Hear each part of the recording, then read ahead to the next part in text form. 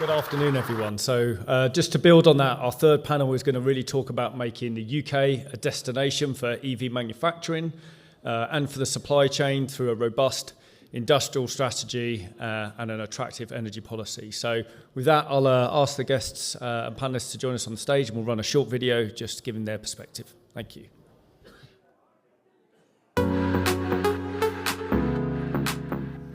There's no doubt in my mind that the UK has the expertise that's needed to create an efficient EV manufacturing industry, but it will not happen automatically. We have to be very clear about our strategic approach, where we want to play. So the shift to EV is a generational technology change. It's really important that we use the strength of our supply chains to collaborate end to end. The UK can succeed as a leading location for EV manufacturing, particularly with brands like Bentley Motors investing in electrification. Factors such as a strong automotive heritage, government incentives, R&D capabilities and the push for sustainability support this potential. However, challenges like supply chain resilience, battery production and competition from other regions must be addressed. We have great infrastructure, great people and a large market. However, it's not going to be easy. To make batteries for electric vehicles will require new facilities, new capabilities and significant investment.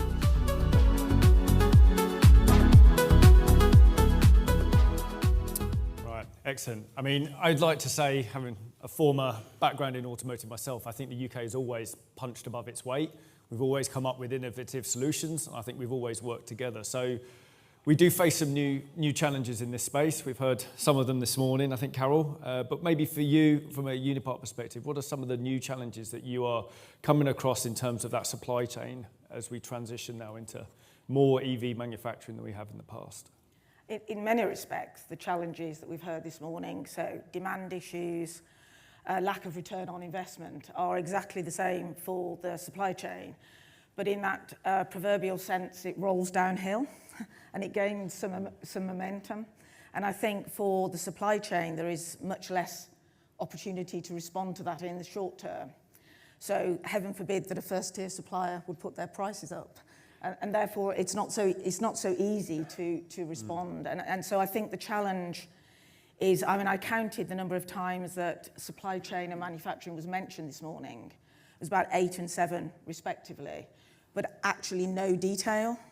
And so in a rather cliched way, the challenge for me is making sure that we apply the right intellectual capacity. So whether it's the OEMs, the first tier supplier, or whether it's government, while we stand here today talking about demand, very, very important that it is, the supply chain manufacturing businesses in the UK are not surviving. And therefore we have something of an emergency, and we have to be able to, in the short term, address that.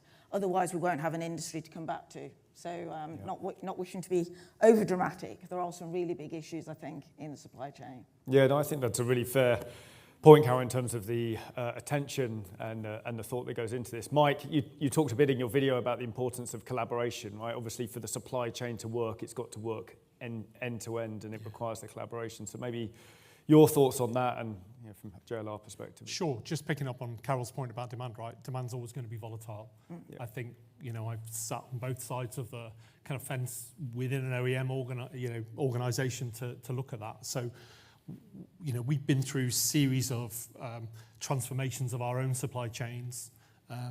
Those have been driven in some part by world events. We had a semiconductor crisis. We've had other shortages since then. We're designing our supply chains as thoughtfully as we can, but I think we learned through that process that we have to collaborate end to end, right? This has to not just be an OEM to a tier one relationship. This has to absolutely be about resilience right through the many, many tiers of that supply chain. We're investing in how we deliver that through many, many ways. We're having to be thoughtful about how we design our electrified supply chains. We're investing in digital infrastructure that will support the transfer of information all the way along that supply chain. So, You know, those are really, really key. We've learned that recently, and it's going to be even more important with the volatility that we're likely to see in this environment. Great, thank you, Mike. Sean, you're kind of the other end of the spectrum from a green lithium perspective. It'd be great to hear your perspectives, I guess, on this and kind of where you see the UK being able to position itself. Yes, thank you, Matt. I think to start with, I'd start talking about the opportunity and the threat. The threat is exactly as Carol said.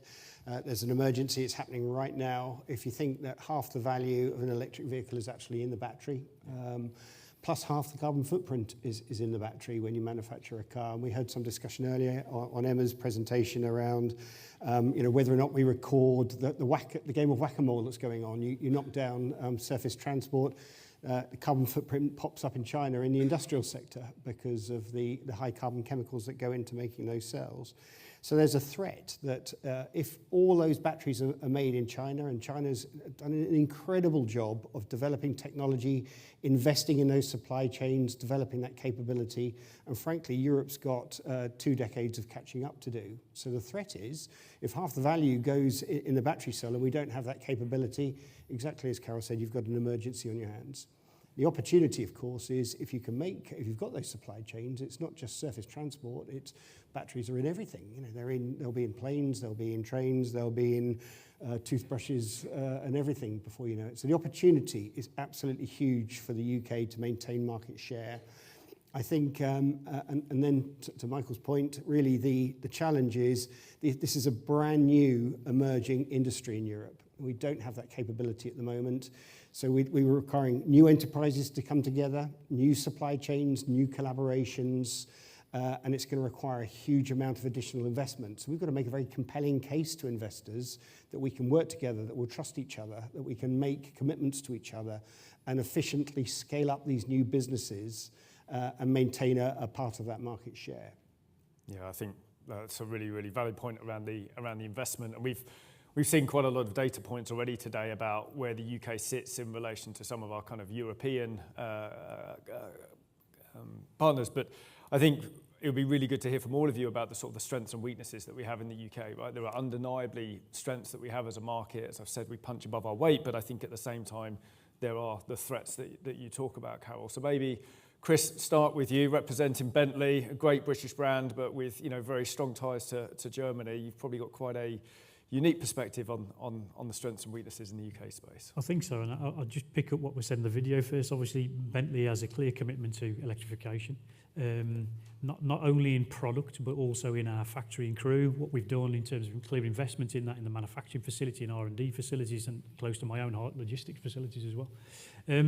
I think if you look at it, you could talk about strengths, about innovation in the UK in terms of what that looks like, investment in that innovation. I think we shouldn't underestimate as well skilled workforce in the UK. Again, as a small volume manufacturer, we've had a high reliance on sort of more traditional skills. But actually, we're heavily into this retraining now in electrical skills. In the press today, actually, in terms of we've come up with a deal with the City of Wolverhampton College for electrical apprenticeships. And that's not electricians in the traditional sense. That is about electrical systems in the car. That is about software and version management in the car and whatever else. So we have this position, we have this skilled workforce in the UK, and that's a tick. I think to align to what Mike and what Carol have said a little bit is there are some key challenges, particularly close to my own heart from a logistics perspective. So the supplier base, an holistic UK view of the supplier base, but also supply chain infrastructure as well in terms of what that looks like in the UK. You're quite right. We are a key part of the Volkswagen Group. We bring parts into the UK. Our batteries in the future will come into the UK. So the infrastructure of getting batteries into the UK is a significant challenge, just to give you one example. Yeah. In the UK Logistics Forum discussion, which we hosted with the SMMT at Crewe site last week, we had a keynote speech from the commercial director of the Channel Tunnel, looking at some of these challenges in terms of what does that look like. So, and it's cross-sector requirement as well, not just an automotive requirement. Chemical makeup of batteries, risk assessment of the tunnel. So, I can't bring batteries to the UK through the tunnel at the moment, as an example, and that would be true of some of the other OEMs here. So these type of infrastructural challenges are significant for us and things we need to address, and maybe that comes on later on. What are those 3 key things we need to do? Yeah, well, hence the need for collaboration across the value chain. Mike, I think from your side? Look, we've got strengths from my perspective, we've got some excellent automotive clusters. We've got a Midlands cluster, we've got a Northwest cluster that we're both part of, and there's Northeast as well, right? As a minimum footprints that we've got.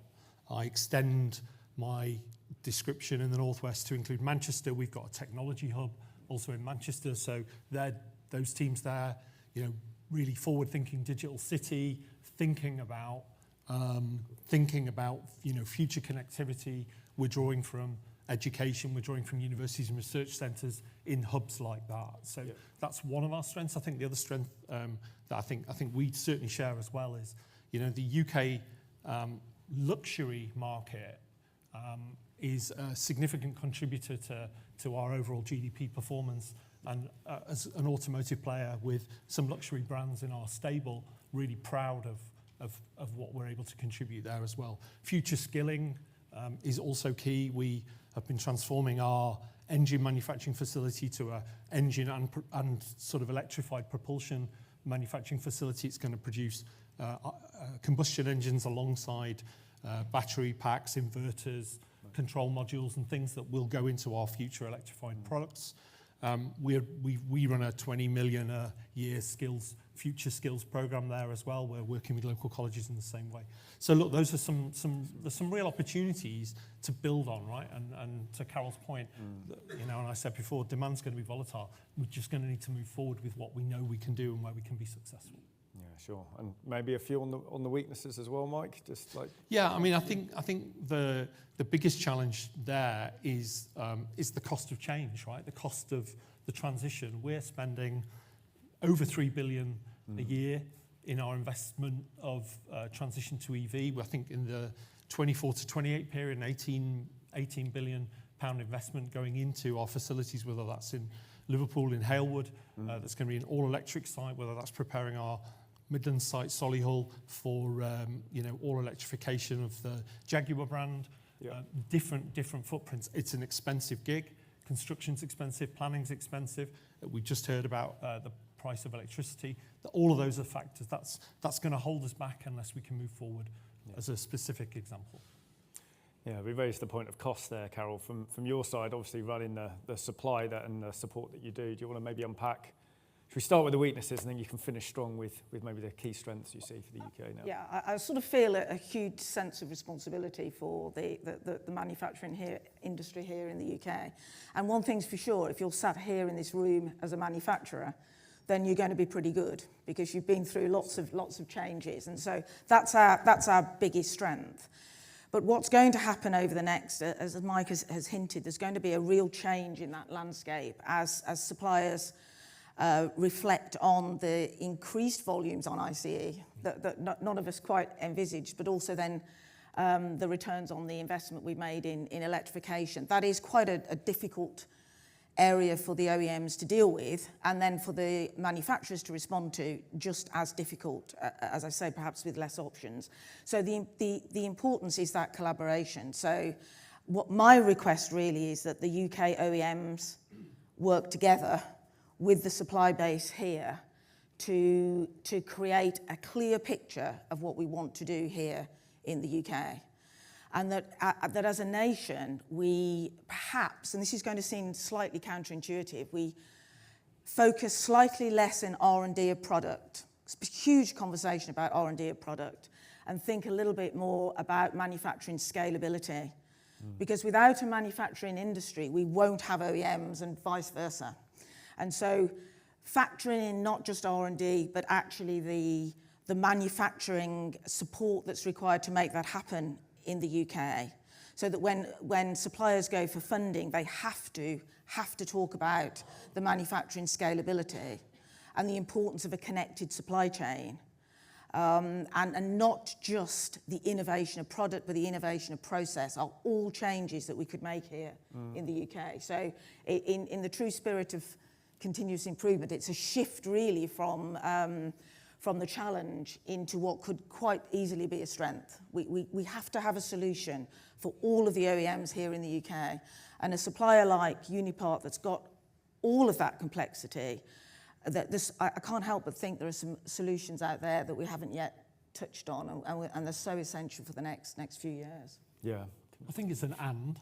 You know, I think we can still be, you know, we can have design excellence of our products, but I think we've got to, you know, there's never been a time before where we've needed to understand the resilience of our supply chains from end to end, right? Yeah.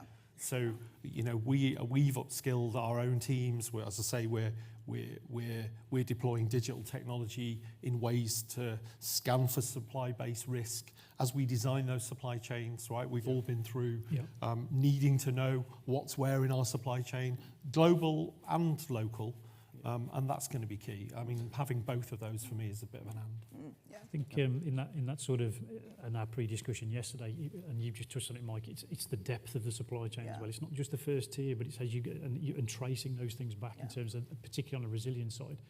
Just picking up Carol's point again, this, and I said the word before, this holistic view of the UK supply chain, which has to be obviously compliant, and we're doing some good work with the SMMT anyway, and they're supporting, but accelerating that, I think, giving that a little bit of intensity about how, you know, within the proper compliant boundaries, how can we sort of look at the UK supply chain more holistically, particularly on small volume manufacturers like ourselves, to say how do we encourage some of those global players back into the UK a little bit, but also actually on the other side of it, we suppliers with high value manufacturing skills, technical finishes that we all need in a luxury market, and those different things.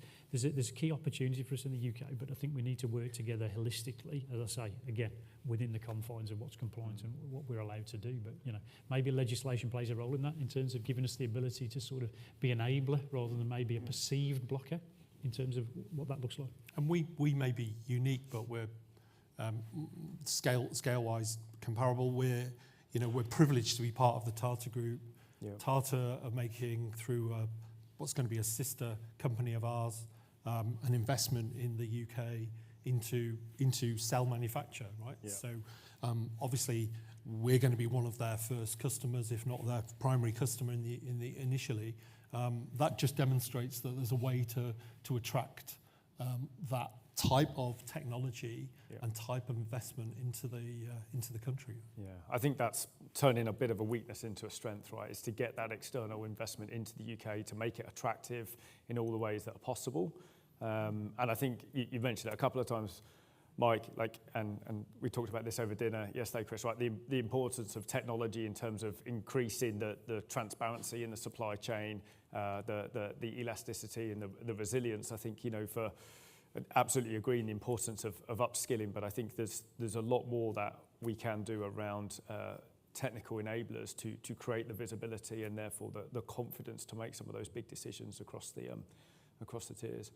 All right, let's. I may even try and save us some time knowing where we are. But I think we've talked a lot about strengths. I think the weaknesses in terms of, like you say, getting that external investment. Does anyone want to pick up a little bit more around bringing in more external investment into the UK? I mean, Sean, from your perspective, it's definitely needed. Have you got a point of view on how we can better attract external investment in? Yes, I think I think we are sort of facing that existential threat that we've seen that some of the battery startups and scaling companies have floundered and some have failed. We've recently heard about Northvolt, and unfortunately these headlines do tend to shake investor confidence in Europe as a destination for these kind of technologies, and we think people who embrace battery manufacturing in the UK and Europe really are the ones who are going to benefit most from that opportunity. But certainly in terms of critical raw materials space, critical minerals in particular, the UK doesn't stack up particularly well at the moment. You've got the Inflation Reduction Act in the US.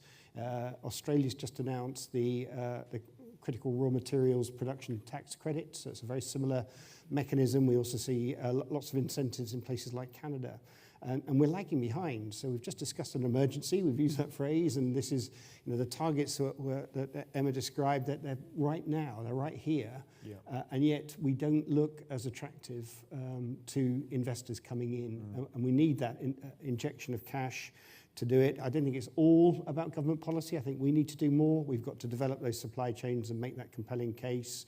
I think some of the strengths that help our case is, the UK in particular is an incredibly compelling case for a decarbonised industry. And the fact that we've got so much work being done on decarbonising electricity supply, the fact that we've got so much work being done on production of hydrogen. You know, when we first started route mapping our decarbonisation journey, it was absolutely breathtaking, the progress that was coming to light in the UK, and that's a huge strength. But of course, the quid pro quo is we've got the most expensive electricity in Europe. Which again is something that investors focus on. We have a lot of conversations about how are we reducing our energy footprint using innovation to counter those high electricity charges. Yeah. Okay, so maybe as we sort of bring it all together, I think it's important to maybe, we've heard a lot today, really sort of take away key things, right? You know, we've got to take action off the back of an event like this. We've got to kind of prioritise. So maybe Carol, for you, kind of those top 3 things that you think we need to do in the UK to really make it that location of choice. You know, both, like you say, the manufacturing and the parts, but also to make it work from a supply chain perspective. What would you say to the audience and the people that are going to watch this?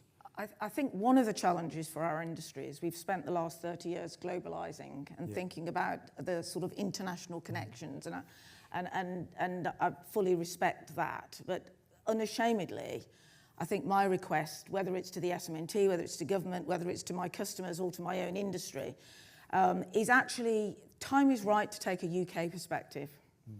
We have to, it was quite interesting in a discussion with DBT yesterday, that when you talk about localisation, which is actually a language that I hear frequently internationally, whether in mainland Europe or the US, and that they talk about unashamedly localising manufacturing. And I wonder, ladies and gentlemen, why we don't seem to be able to do that in quite the same way. And I know it's complex, and I get thrown back at me the concept of subsidies and state aid and all this kind of stuff, which I appreciate is a challenge, and nobody's more free market than me, but clearly if other nations are going to be less free market, we've got to think about ourselves. And I guess my request would be to not think about well, actually, as we do in our industry, to not think necessarily about all the barriers that stand in our way, but how do we support our manufacturing base here in the UK? Yeah. What is it we want to be good at? Therefore, how should we be investing in the R&D initially? Then how do we demand that it isn't just about the R&D, actually that technologist has got to be linked to a supply chain?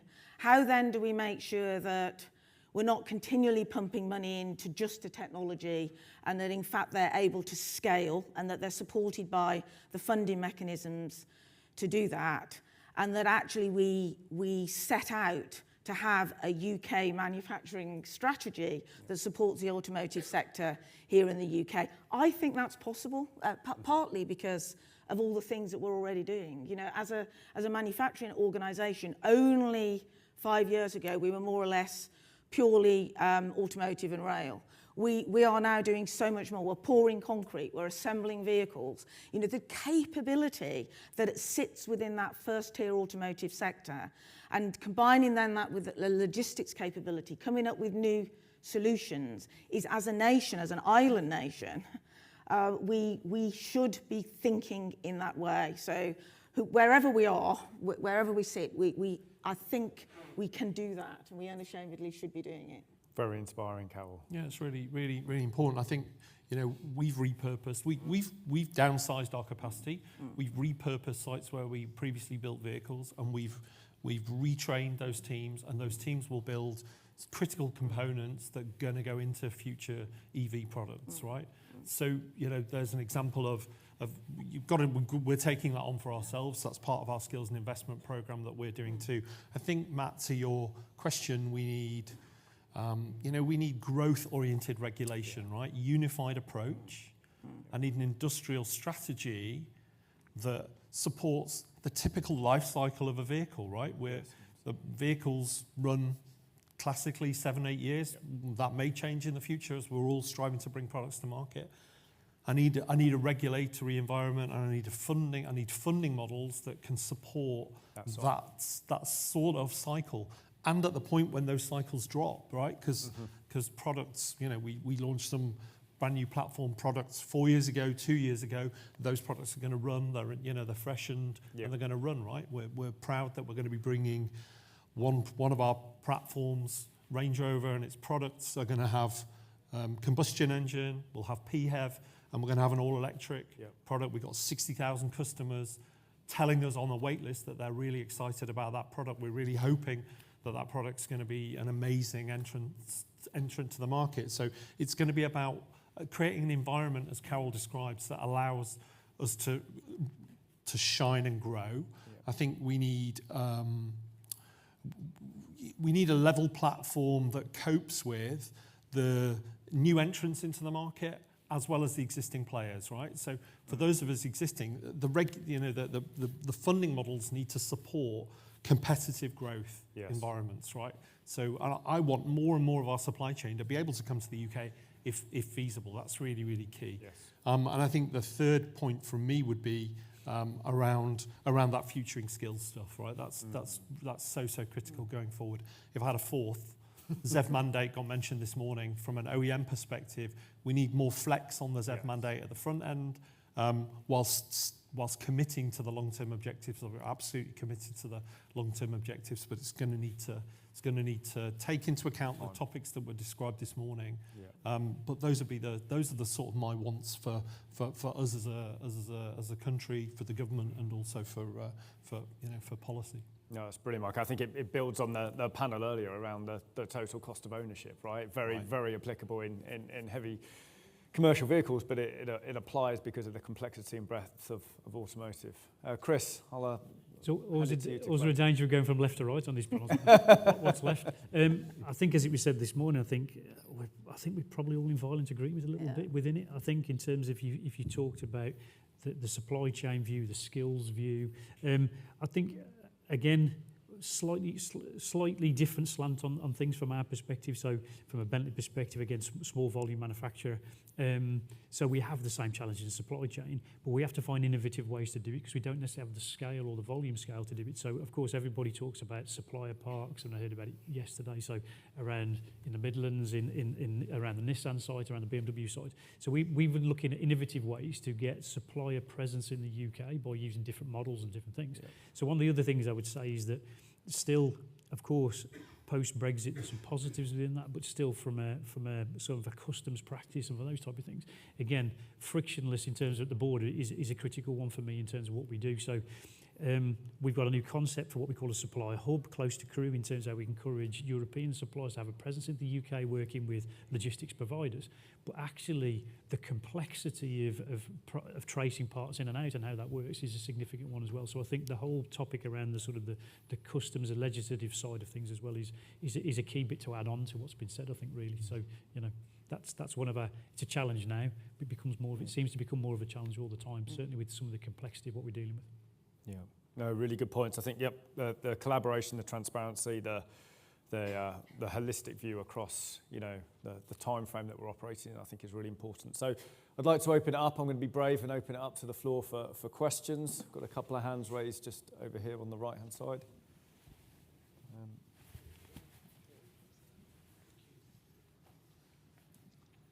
Hello, thanks. I'm Colin Church. I'm from the Institute of Materials, Minerals and Mining, and I'm also a member of the UK Circular Economy Task Force, which gives you a clue about my question. What role does the panel think that greater circularity could play in supporting and, if you like, defending supply chains for vehicle manufacture in the UK? Reuse, recycling, remanufacture, demand reduction, all of those sorts of things. Is that something that you see having a really big part to play, or is it irrelevant? I've got a concrete example where that's been really, really important to us as we've been learning about, for example, hybrid and PHEV technology.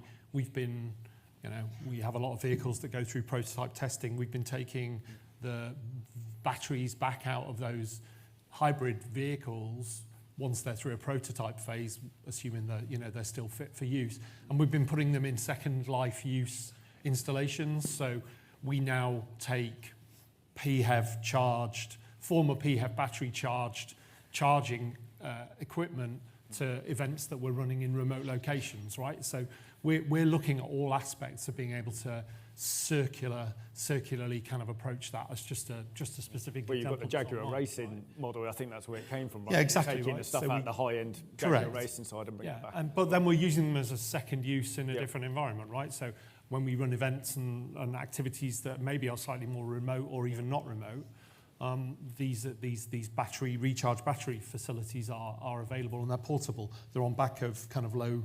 They're literally, you can tow them with one of our award-winning products, right? Yep. Down to a location and charge batteries again. So those are the sorts of things we're certainly thinking about and working on. Yeah, great. Yeah, if I could come in there too. I think, first of all, we need the first generation of batteries. So Europe last year used about 120,000 tonnes of battery lithium in electric vehicles. By 2030, that goes up to 700,000 tonnes.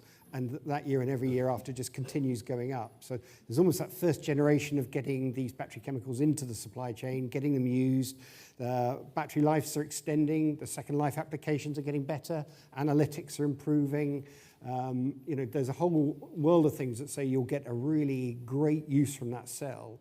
But then, of course, eventually, in a few years' time, you will increasingly start to see more of these batteries being available for recycling. And I think, again, it's an area where innovation is leading to some incredible strides to make sure you can reuse every element of that cell in future batteries. But in addition to that, so I think it'll be an incredibly important part increasingly, and the battery passport expects that, it dictates that, and it would be nice to see teeth on the battery passport to make sure that's mandated, in my opinion. But I'd also like to give a concrete example. So when we make these chemicals, I think it's really important that we make them in a way that's sustainable as well. So for example, in our case, we process lithium from a hard rock mineral.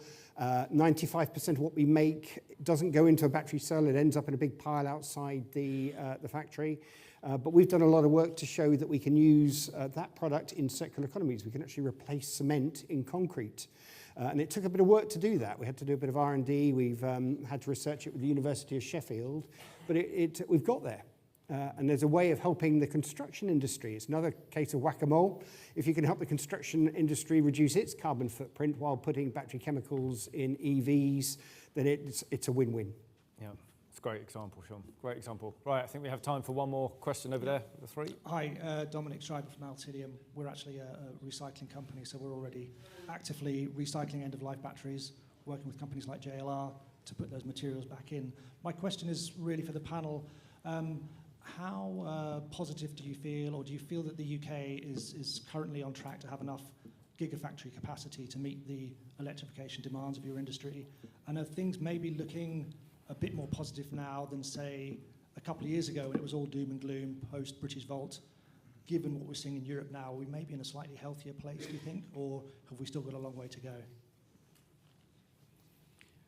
Do you want to start? Well, difficult for us to answer because we have a slightly different strategy from our side in terms of where we are. So obviously, again, we're partnered with the Volkswagen Group in terms of that. So, from our own, so we would source and we rely on Volkswagen for our batteries. So we're in a slightly different model. And that's it. Yeah, I think we're confident with the as I say, the partnership that will come will be the primary customer initially of the Agratas factory that's going to be set up in the kind of south of the country, in the Somerset area. We're really confident that we're working closely with them as a partner company anyway, on how we scale what we need through that facility to support what will be an unpredictable future. So it's we're learning about the step change scale up of a facility like that, because they're not. I'm with my day job hat on. I'm educating our business on the level of flexibility we thought we've had in the past to be able to switch between, I'll say, different propulsion technologies is going to be different in the future, right? The cell manufacturing process and the battery assembly process is simply different to combustion engine assembly that we've got decades and decades of experience on, but. Yeah, I mean, it's a learning journey for us, but we're lucky that we're part of a wider ecosystem, and that one of the the parent company saw the need for us to make an investment of that nature going forward. And really quickly, just to combine some of the themes that we've just heard, recycling, collaboration, it is a perfect example, the recycling, and some of the things you've just been talking about, Mike. The idea that we pick that, particularly as an island nation that does not want to be shipping batteries backwards and forwards, there are still not really very solid solutions to many of those questions here in the UK. And it's a brilliant example for me as to where we could start with a blueprint for something that we want to absolutely deliver. I don't want to be oversimplistic, there are lots of challenges, cost gets thrown in that actually when you have a sort of less power to density ratio for commercial vehicles, actually cheaper options that come from China are much better, except why? It would be my question. I guess I understand the dynamics of it, the economic dynamics of it, but actually as an opportunity for innovation and creativity to provide a solution that services the citizens of the UK, brilliant example. And I already see it starting to happen, to be fair, but we need to really we need to speed that up because of the challenges that all businesses in automotive have, which is making that transition. Yeah. Well, I think then to close, our opportunity to really generate that circular economy is something that I think the UK could really pave the way in. So with that, thank you very much to the panel. Thank you very much for a really engaging debate. I'll hand over Katie to you.